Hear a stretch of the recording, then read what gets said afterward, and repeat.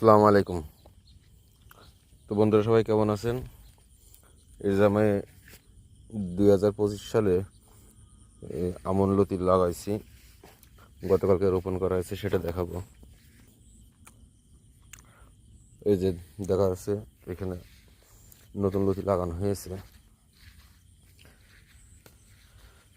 তো প্রথমে দেখাই যে লতিটা, দেখেন 1 হাত পর পর চারা, মানে এই চারা থেকে ওই চারার দূরত্ব 18 ইঞ্চি, আর লাইনের দূরত্ব, এই লাইন থেকে ওই লাইনের দূরত্ব 27 ইঞ্চি।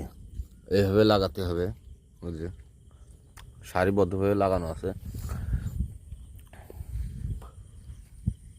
তো এই লতিটা এখন এই জ্যৈষ্ঠ আষাঢ় মাসের লতি লাগাইলে আপনার এই লতিটা থাকবে আছে 1 বছর, ফলন পাওয়া যাবে 8 থেকে 9 মাস। তো এটা হচ্ছে লতি কচুর লাভজনক মৌসুম হচ্ছে এই আমনের সিজন। আমনের